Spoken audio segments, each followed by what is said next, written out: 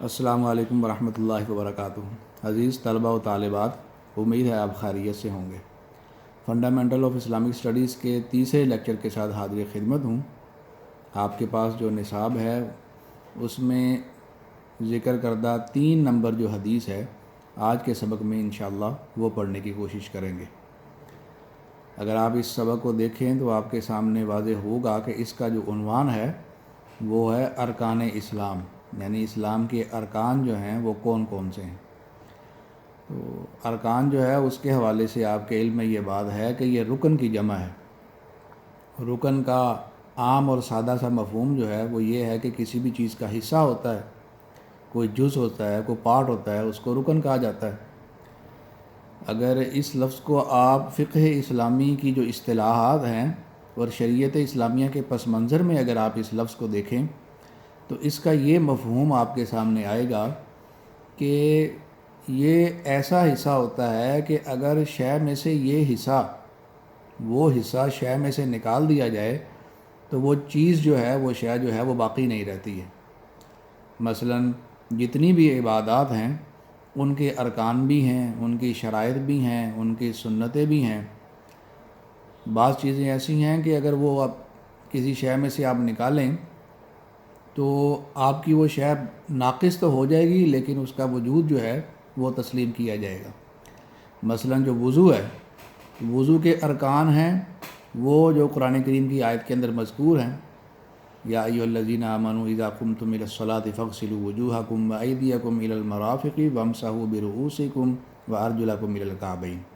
تو یہ چند چیزوں کا ذکر کیا گیا ہے، چہرہ دھونا، اسی طرح پیر دھونا، ہاتھ جو ہے وہ کوہنیوں تک دھونا، سر کا مسح ہے، ان 4 چیزوں کا ذکر کیا گیا ہے۔ ان کے علاوہ بھی بہت سے کام وضو میں کرتے ہیں تو وہ ہے رسول اللہ صلی اللہ علیہ وسلم کی سنتوں سے ثابت ہیں۔ تو اگر ان میں سے کوئی شے اسکپ ہوتی ہے تو شریعت اس پر حکم یہ لگاتی ہے کہ سنت آپ نے چھوڑی ہے تو اب آپ کا جو وضو ہے وہ ناقص ہوا ہے۔ یہ حکم نہیں شریعت اسلامیہ لگاتی کہ اس کا وضو ہی نہیں ہوا، لیکن ارکان میں سے کوئی رکن اگر ساقط ہوتا ہے، ضائع ہوتا ہے، تو پھر شریعت یہ حکم لگاتی ہے کہ اب اس کا وضو ہی نہیں ہوا۔ تو نتیجہ کیا نکلا کہ رکن ایسی چیز ہے، ایسا حصہ ہے، ایسا جز اور پارٹ ہے کہ اگر وہ شے میں سے نکل جائے گا تو شے پوری کی پوری ساقط و ضائع ہو جائے گی۔ وجود انسانی جو ہے اس کی مثال بھی آپ سمجھیں، پورا ایک وجود ہے، اس میں کئی اجزاء اور ارکان اور حصے ہیں اور اس کے اجزاء اور پارٹس ہیں۔ تو اگر کوئی جز وجود انسانی میں سے ضائع ہوتا ہے، ساقط ہوتا ہے، گر جاتا ہے، تو بعض اجزاء تو ایسے ہیں کہ ان کے ساقط ہونے کے نتیجے میں انسانی وجود جو ہے وہ باقی رہتا ہے۔ آپ یہ کہہ سکتے ہیں کہ انسانی وجود ناقص ہے، غیر کامل ہے، لیکن آپ یہ نہیں کہہ سکتے کہ انسانی وجود جو ہے وہ بالکل ختم ہو جائے گا اگر کسی انسان کی جو انگلی ہے وہ کٹ جائے۔ بہت سے انسان ہیں جن کے ہاتھ کٹے ہوتے ہیں لیکن وہ زندہ ہوتے ہیں، لیکن سر جو ہے اس کی حیثیت ہاتھ کی طرح کی نہیں ہے۔ اگر سر کٹ جاتا ہے تو آپ نہیں کہہ سکتے کہ انسانی جو زندگی ہے وہ باقی رہ سکتی ہے۔ اسی طرح کچھ اور بھی اجزاء اور ارکان ہیں انسانی وجود کے اندر کہ اگر انسانی وجود سے وہ نکال دیے جائیں تو انسان زندہ ہی نہیں رہ سکتا۔ یعنی ان ارکان اور ان اجزاء کی حیثیت وجود انسانی میں ایسی ہے کہ وہ رکن کے درجے میں ہیں۔ تو اس حدیث مبارکہ میں رسول اللہ صلی اللہ علیہ وسلم بعض ایسی چیزوں کے بارے میں باخبر کر رہے ہیں، مطلع فرما رہے ہیں کہ اگر کسی شخص کی زندگی میں سے یہ چیزیں اسکپ ہو جائیں تو قانونی طور پر وہ جو ہے مسلم کوالیفائی ہی نہیں کر سکتا۔ بہت سے مسلمان ہیں جو مسلمان ہیں، شریعت اسلامیہ ان پر حکم اسلام ہی کا لگاتی ہے، مسلم ہی کا لگاتی ہے، اور بہت سے احکامات اسلامیہ جو ہیں ان کو پورا کرنے میں وہ قاصر ہیں، ان سے کوتاہی ہوتی ہے، ہم سے بہت سے گناہ ہوتے ہیں، لیکن ان گناہوں کے نتیجے میں ہم کسی شخص کو غیر مسلم نہیں کہہ سکتے۔ کیوں؟ وہ رکن جو ہے، ارکان جو ہیں ان کو پورا کر رہا ہے۔ ہاں، اگر اب وہ رکن جو ہے اس کی شخصیت سے ساقط اور ضائع ہو جائے گا تو پھر اس پر اسلام کا اس فرد پر حکم لگانا بھی مشکل اور ناممکن ہو جائے گا۔ آئیے اب ہم اس کا متن دیکھتے ہیں۔ عن عبداللہ بن عمر رضی اللہ تعالی عنہ قال، اب یہ وہ پچھلے اسباق میں ہم نے پڑھا کہ یہ سند کا حصہ ہے، جو آخری راوی ہیں حدیث سے مبارکہ کے ان کا نام نامی اس میں گرامی جو صحابی رسول ہیں وہ مذکور ہے، وہ ہیں عبداللہ بن عمر رضی اللہ تعالیٰ عنہ۔ نام سے ہی واضح ہے یہ حضرت عمر رضی اللہ تعالیٰ عنہ جو خلیفہ ثانی ہیں ان کے بیٹے ہیں، اور حضرت عمر رضی اللہ تعالیٰ عنہ کے جتنے بھی بیٹے ہیں ان میں سب سے زیادہ مشہور جو ہیں وہ یہی ہیں، حضرت عبداللہ بن عمر۔ ان کو چھوٹا کر کے علم حدیث میں یا اسلامی جو کتابیں ہیں ان میں ابن عمر کے نام سے بھی یاد کیا جاتا ہے۔ آپ میں سے کسی کو یہ مغالطہ نہ ہو کہ اگر کہیں آپ دیکھیں ابن عمر تو فوراً آپ کا ذہن جو ہے وہ متوجہ ہونا چاہیے عبداللہ بن عمر رضی اللہ تعالیٰ عنہ کی طرف۔ یہ حضرت عبداللہ بن عمر رضی اللہ تعالیٰ عنہ جو ہیں یہ رسول اللہ صلی اللہ علیہ وسلم کی حیات طیبہ کے اندر نوجوان تھے، ینگ تھے۔ نوجوانی کے عالم میں ان کو رسول اللہ صلی اللہ علیہ وسلم کی صحبت مبارکہ جو ہے وہ حاصل ہوئی۔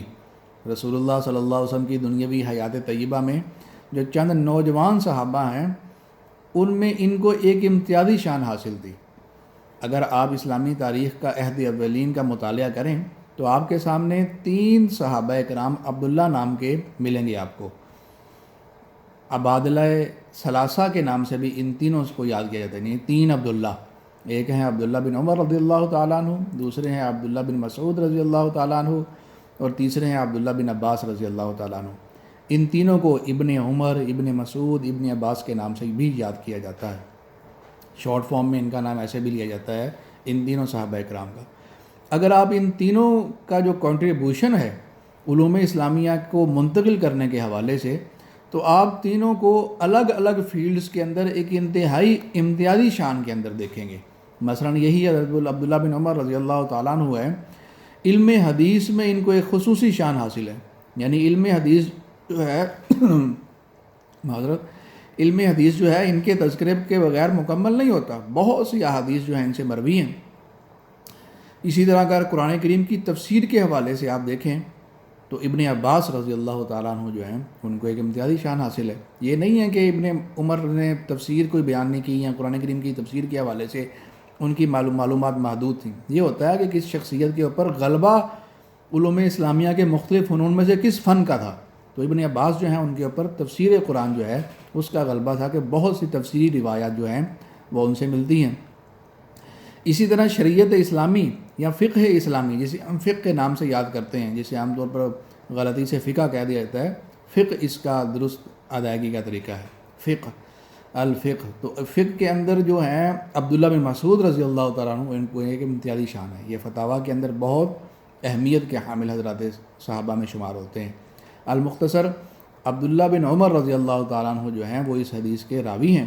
وہ قالا یعنی اس نے کہا، تو تعظیم سے ادب سے ہم کہیں گے کہ وہ فرماتے ہیں یا وہ کہتے ہیں، قال رسول اللہ، کہ رسول اللہ صلی اللہ علیہ وسلم نے ارشاد فرمایا۔ اب یہاں سے جو ہے ٹیکسٹ اور متن جو ہے حدیث کا جو دوسرا حصہ ہے اور مرکزی اور مطلوب حصہ ہے وہ شروع ہو رہا ہے۔ بنی الاسلام علی خمس، اسلام کی بنیاد جو ہے وہ 5 چیزوں پر رکھی گئی ہے۔ وہ 5 چیزیں کون سی ہیں؟ شہادت اللہ الہ، آپ نے پہلے اس سے یہ سمجھ لیا ہوگا کہ جتنی بھی عمارت ہے یہ اس کی بنیاد ہے، یہ اس کے کمرے اور کمرے کے اندر تزئین و آرائش کے لیے لگی ہوئی اشیاء کا ذکر نہیں ہو رہا۔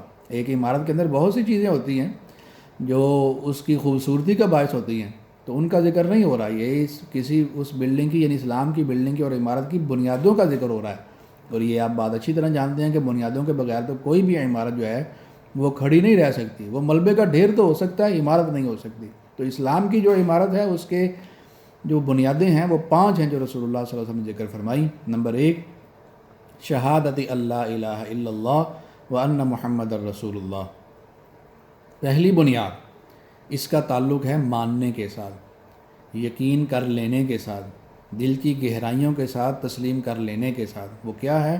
شہادت اللہ، میں ترجمہ آپ کے سامنے رکھتا ہوں، درست ترجمہ انشاءاللہ، کہ اس بات کی گواہی دینا کہ اللہ سبحانہ و تعالیٰ کے علاوہ کوئی الہ نہیں ہے۔ الہ بمانی معبود، جس کی پرستش کی جا سکے، جس کی پوجا کی جا سکے، جس کی بندگی کی جا سکے، جس کے سامنے آخری درجے کی اطاعت اور شدید درجے کی محبت کے ساتھ سرنگوں کیا جائے، سر کو جھکایا جا سکے، وہ صرف اللہ وحدہ لا شریک کی ذات ہے۔ تو سب سے پہلے اس بات کی گواہی دینا، اس بات کا اقرار کرنا، اور پھر کس بات کا اقرار کرنا کہ بے شک محمد صلی اللہ علیہ وسلم اللہ کے رسول ہیں۔ رسول اللہ صلی اللہ علیہ وسلم کی شخصیت کے کسی گوشے سے اگر آپ غافل ہوں تو یہ غفلت ہے، اس کو دور کیا جا سکتا ہے اور دور کرنا بہت اچھی بات ہے۔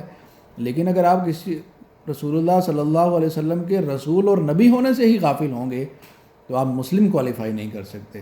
یہ منیمم ریکوائرمنٹ ہے کسی فرد کے مسلم ہونے کے لیے کہ وہ اللہ سبحانہ و تعالیٰ کی توحید کا، اللہ ہی کے الہ اور معبود ہونے کا اور محمد الرسول اللہ صلی اللہ علیہ وسلم کے رسول ہونے کا اقرار کرے۔ دوسرا رکن کیا ہے؟ وہ اقام الصلاۃ، اور نماز کا قائم کرنا۔ اب یہ بڑی مشکل اور پریشان کن صورتحال آ گئی ہے کہ اگر نماز کا قائم کرنا بھی رکن ہے تو ہمارے بہت سے مسلم بھائی جو ہیں وہ نماز جو ادا نہیں کر رہے ہیں ان کے بارے میں حکم کیا لگے گا؟ تو اس کے بارے میں احادیث طیبہ کو درست سمجھنے میں جو ہمارے اکابرین و سلف ہیں انہوں نے تمام احادیث جو نماز کی کیا قیام اور دیگر عبادات سے متعلق ہیں اور ان کے سٹیٹس کو جب جانچا اور پرکھا تو اس کے بعد ایک اصول عطا کیا جس کے نتیجے میں یہ حدیث مبارکہ بھی ہم درست سمجھ سکیں گے اور دیگر احادیث مبارکہ بھی، وہ یہ کہ جتنی بھی عبادات اسلام نے فرض قرار دی ہیں، فرض نماز ہے، روزہ ہے، حج ہے، زکوٰۃ ہے، اگر کوئی فرد ان کی فرضیت سے انکار کرتا ہے تو فرضیت سے انکار کے نتیجے میں وہ بندہ غیر مسلم ہو جائے گا۔ لیکن اگر کوئی فرد ان کی فرضیت کا اقرار کر رہا ہے اور عمل نہیں کر رہا تو اس کو کہیں گے یہ شدید فسق اور شدید گناہ میں مبتلا ہوا ہے، اور اللہ سبحانہ و تعالی حق رکھتے ہیں اپنا ضابطہ جو قرآن کریم میں نازل فرمایا اس کے موافق کہ قیامت کے روز اس کو شدید عذاب سے دوچار کریں یا جیسے اللہ سبحانہ و تعالی چاہیں تو اس کو معاف فرمائیں۔ لیکن اگر اس نے فرضیت سے انکار کیا اور پڑھا، توجہ، ایک بندہ نماز پڑھ رہا ہے اور فرضیت کا منکر ہے، وہ بندہ غیر مسلم قرار پائے گا، اور ایک بندہ فرضیت کو مان رہا ہے اور اپنی عملی سستی کا اقرار کر رہا ہے تو وہ بندہ شدید گناہ گار کہلائے گا، مسلم کہلائے گا۔ تو ترجمہ اس کا جان لیجئے، وہ اقام الصلاۃ، دوسرا رکن کیا ہے؟ نماز کا قائم کرنا، یہ مصدری معنی کرنا ہے، یاد رہے پیپر میں۔ و ایتاء الزکاۃ، اور زکوٰۃ کا ادا کرنا، یہ تیسرا رکن ہے۔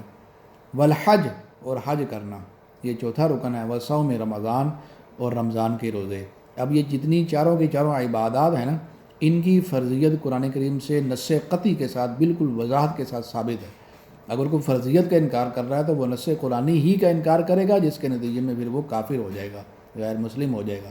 جس طرح اللہ سبحانہ و تعالیٰ کی توحید اور محمد الرسول اللہ صلی اللہ علیہ وسلم کی نبوت اور رسالت پر ایمان لانا ماننا ضروری ہے کسی فرد کے مسلم کوالیفائی کرنے کے لیے، اسی طرح نماز کی فرضیت، زکوٰۃ کی فرضیت، روزوں اور حج کی فرضیت جو ہے اس کا اقرار کرنا بھی مسلم کوالیفائی کرنے کے لیے منیمم ریکوائرمنٹ جو ہے یہ ضروری ہے۔